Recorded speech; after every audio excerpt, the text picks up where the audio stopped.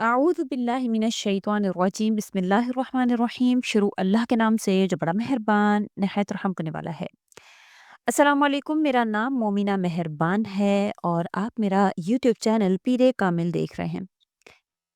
آج کا عمل ایسا ہے کہ جبرائیل علیہ الصلوۃ والسلام نے اس کلام کے حوالے سے فرمایا ہے کہ جو بھی انشاءاللہ اس کو پڑھے گا تو اللہ تعالیٰ اس کی دعا جو ہے وہ قبول فرماتے ہیں۔ اس کے حوالے سے نبی کریم صلی اللہ علیہ وسلم کا ارشاد گرامی ہے کہ آپ صلی اللہ علیہ وسلم نے فرمایا کہ جو شخص اپنی تمام عمر میں ایک مرتبہ اس دعا کو پڑھ لیتا ہے، اس دعا کے ساتھ دعا کرتا ہے، تو اللہ تعالیٰ اس کو قیامت کے دن تک اس طرح اٹھائیں گے کہ اس کا چہرہ نور سے اس طرح چمکے گا جس طرح 14ویں رات کا چاند اپنے مکمل ہونے کی حالت میں چمکتا ہے، یہاں تک کہ لوگ گمان کریں گے کہ وہ نبی یا فرشتہ ہے۔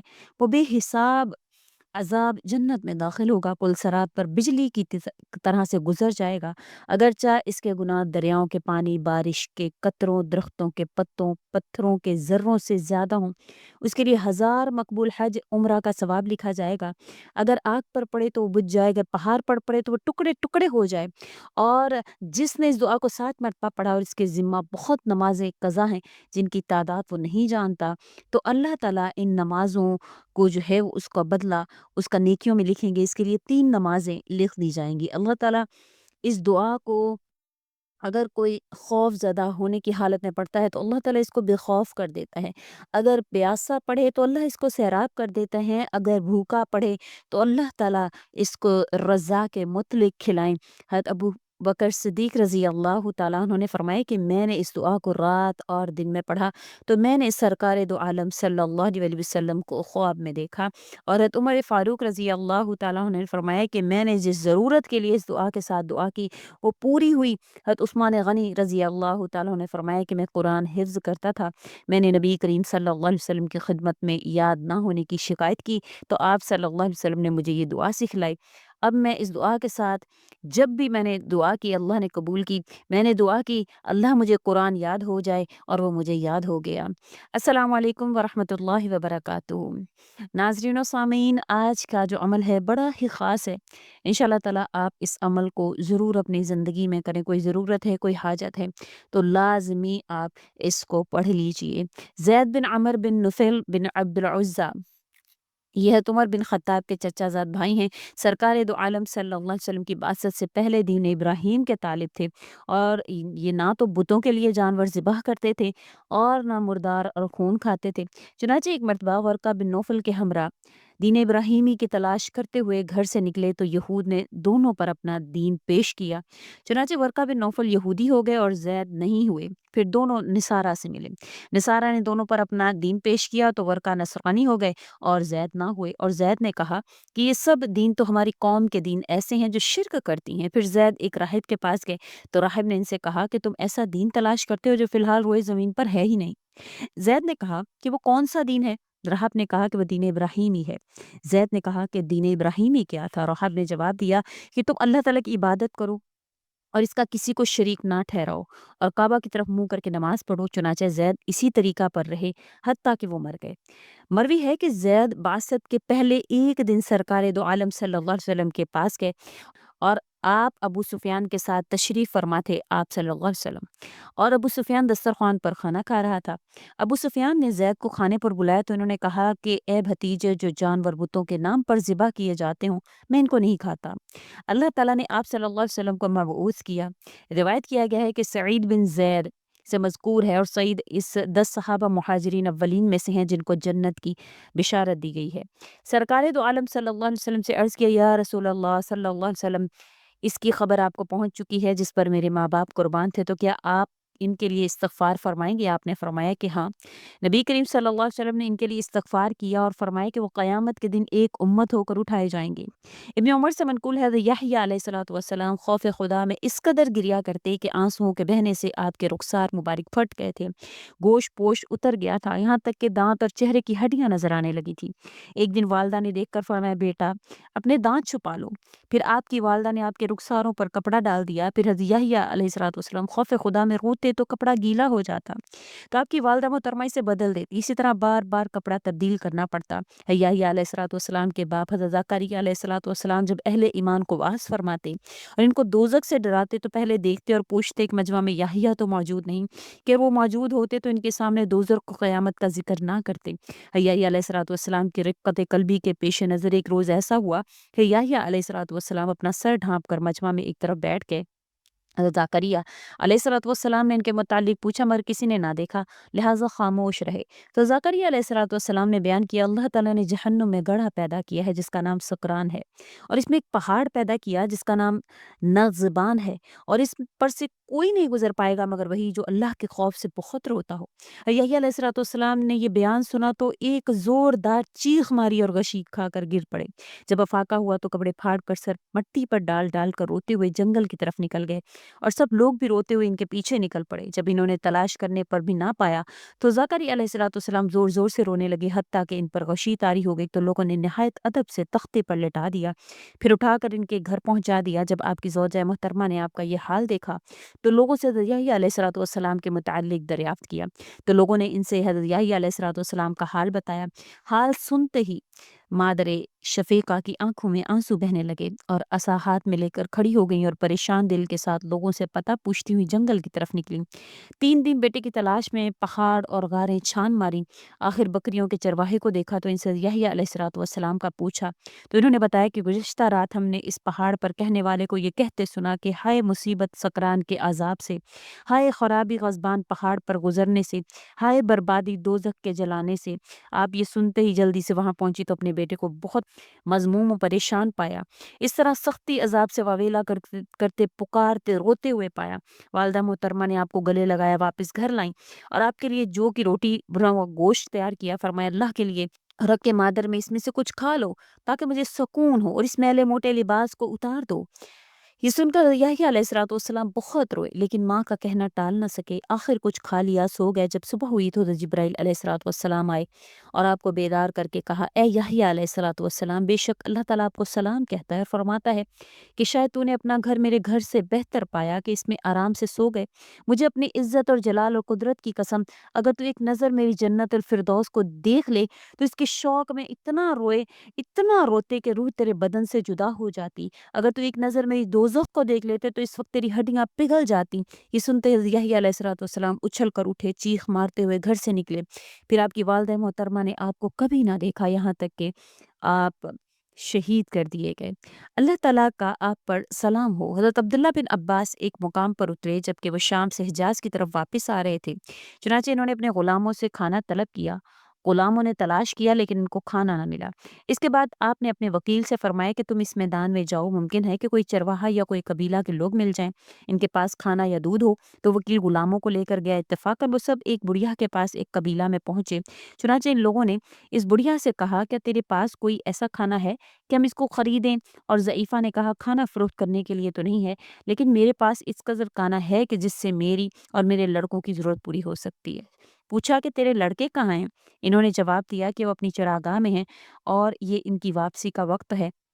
इन लोगों ने कहा कि तुमने अपने लड़के और लड़कों के लिए क्या तैयार किया है? इसने कहा कि एक रोटी है जो अंगीठी के नीचे यानी कि गर्म राख के नीचे दबी हुई है। इन्होंने कहा कि इसके अलावा और कुछ नहीं है? इसने कहा नहीं। इन लोगों ने कहा कि आधी रोटी हमें दो। ज़ईफ़ा ने कहा कि आधी तो ना दूंगी लेकिन तुम पूरी ले लो। इन लोगों ने इनसे कहा कि तुम आधी रोटी से इनकार करती हो और पूरी देती हो, ये क्या बात है? इसने कहा कि इसकी वजह यह है कि आधी रोटी देना ऐब है और पूरी देना कमाल और फजीलत है, और जो चीज़ मुझे पस्त करती है इससे मैं इनकार करती हूँ, और जो चीज़ मुझे बुलंद करती है इसको मैं देती हूँ। चुनांचे इन लोगों ने पूरी रोटी ली और बुढ़िया ने इनसे ये भी नहीं पूछा कि तुम कौन हो, कहाँ से आए हो। जब ये लोग हज़रत अब्दुल्ला बिन अब्बास रज़ी अल्लाह तआला उनकी खिदमत में आए और इनको इस बुढ़िया की इत्तला दी तो आपने इस पर ताज्जुब किया। फिर इनसे फरमाया कि इसको अभी मेरे पास लाओ। चुनांचे वो लोग इसके पास वापस आए और इससे कहा कि हमारे साथ हमारे मालिक के पास चलो क्योंकि वो तुम्हें बुला रहे हैं। इसने कहा कि तुम्हारे मालिक कौन हैं? इनके लोगों ने कहा कि अब्दुल्ला बिन अब्बास रज़ी अल्लाह तआला अन्हु हमारे मालिक हैं। इसने कहा कि ये नाम क्या क्या ही मशहूर है, और इस जुमला के ये माने भी हो सकते हैं कि मैं इस्लाम को नहीं जानती। और ये अब्बास कौन है? ان لوگوں نے کہا کہ یہ عباس رسول اکرم صلی اللہ علیہ وسلم کے چچا ہیں۔ یہ سن کر اس بڑھیا نے کہا کہ میرے باپ تم پر فدا ہوں، میرے ماں باپ تم پر فدا ہوں، وہ تو شرف عالی اور بلند چوٹی کے شخص ہیں، بھلا وہ مجھ سے کیا چاہتے ہیں؟ انہوں نے کہا وہ تم کو تمہارے احسان کا بدلہ دینا چاہتے ہیں۔ تو اس نے کہا کہ بخدا جو کام میں نے کیا ہے، اگر وہ اچھا کام ہے تو اس کا بدلہ نہ لوں گی، اور اگر میں اس کا بدلہ کیوں کر لوں، حالانکہ وہ ایسی چیز ہے کہ مخلوق پر واجب ہے کہ اس میں ایک دوسرے کی شرکت کرے۔ تو یہ لوگ وہاں سے نہ ملے یہاں تک کہ اس کو عبداللہ بن عباس رضی اللہ تعالیٰ عنہ کی خدمت میں لائے۔ چنانچہ جب وہ اس کے پاس پہنچی تو اس نے آپ کو سلام کیا اور آپ نے اس کے سلام کا جواب دیا اور اس کو مجلس کے قریب کیا۔ پھر عبداللہ بن عباس رضی اللہ تعالیٰ عنہ نے اس سے فرمایا کہ تم کس قبیلہ سے تعلق رکھتی ہو؟ اس نے کہا کہ میں بنی کلب سے ہوں۔ حضرت عبداللہ بن عباس رضی اللہ تعالیٰ عنہ نے فرمایا کیا تمہارا کیا حال ہے؟ اس نے کہا کہ تھوڑا جاگتی ہوں، زیادہ سوتی ہوں، ہر شے میں آنکھوں کو ٹھنڈی رکھتی ہوں، دنیا میں کوئی ایسی چیز نہیں ہے جس کو میں نے نہ پایا ہو۔ حضرت عبداللہ بن عباس رضی اللہ تعالیٰ عنہ نے فرمایا کہ جب تیرے لڑکے حاضر ہوں گے تو نے ان کے لیے کیا جمع کر رکھا ہے؟ اس نے جواب دیا کہ میں نے ان کے لیے وہ چیز جمع کر رکھی ہے جس کو حاتم تائی نے کہا ہے جب یا جہاں۔ اس نے کہا ہے جب یہ سن کر عبداللہ بن عباس رضی اللہ تعالیٰ عنہ کا تعجب اور بڑھ گیا۔ پھر ان سے فرمایا کہ تیرے لڑکے بھوکے آئیں گے تو کیا کرے گی؟ تو بڑھیا نے کہا بے شک وہ روٹی آپ کے نزدیک بہت بڑی ہوئی، حتیٰ کہ آپ نے اس میں اپنی گفتگو کو بہت بڑھایا اور اپنے دل کو اس میں مشغول کیا۔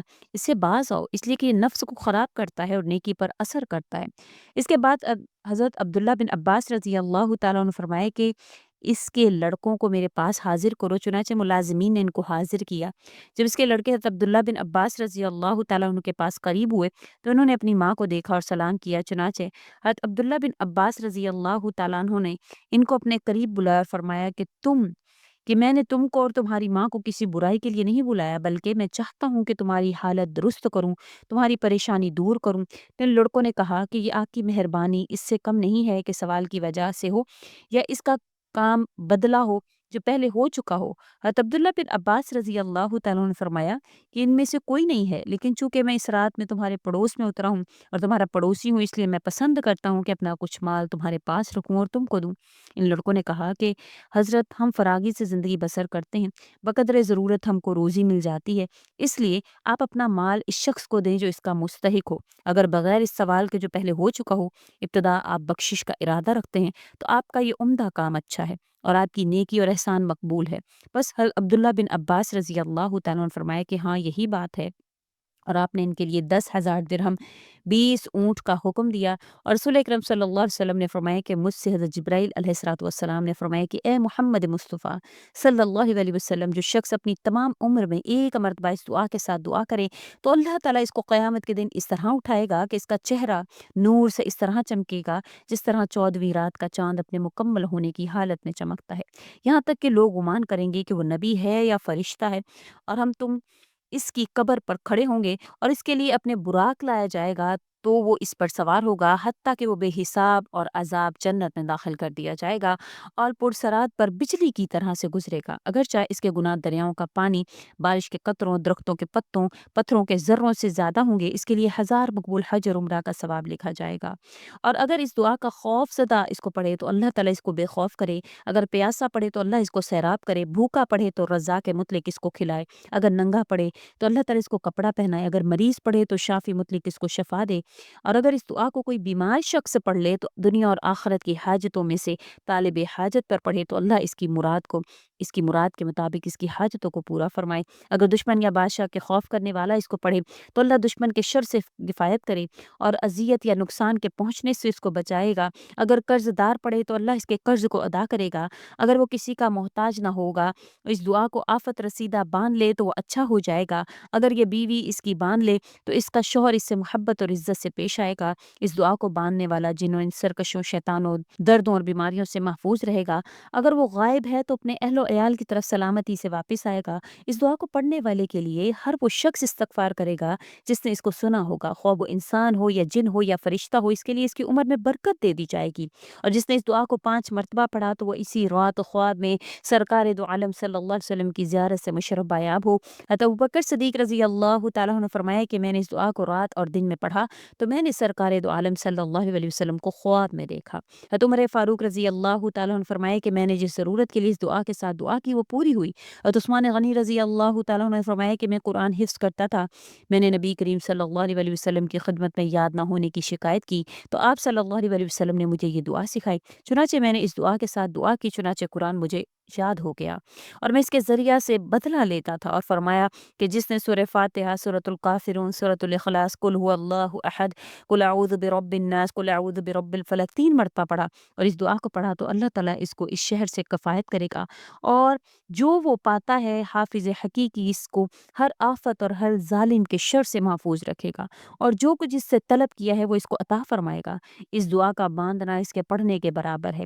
جس نے اس دعا کو اپنے سر کے نیچے رکھا وہ سویا تو جو کچھ اس کے مال سے چوری ہو گیا، جو اس کے غلاموں میں سے بھاگا، اللہ تعالیٰ اس کے پاس واپس کر دے گا، اور جو شخص اس دعا کو آب جاری پر پڑھے تو وہ ٹھہر جائے گا، اگر آپ آگ پر پڑھے تو وہ بجھ جائے گی، اگر پہاڑ پر پڑھے تو وہ ٹکڑے ٹکڑے ہو جائے گا، اور جس نے اس دعا کو 7 مرتبہ پڑھا اس کے ذمہ بہت قضا نمازیں ہیں جس کی تعداد وہ نہیں جانتا، تو اللہ تعالیٰ ان نمازوں کو اس کے ذمہ سے ہٹا دے گا، اور ہر نماز کے بدلے اس کے لیے 3 نمازیں لکھے گا، اور جس نے 2 یا 4 رکعت نماز پڑھی اور ہر رکعت میں سورۃ الفاتحہ 1 مرتبہ پڑھی، سورہ اخلاص 1 مرتبہ پڑھی، سلام کے بعد اس دعا کو پڑھا تو اپنا ہر مقصد پائے گا جس کے لیے اس نے دعا کی ہے، خواہ دنیا کے کاموں میں سے ہو یا آخرت کی حاجتوں میں سے ہو۔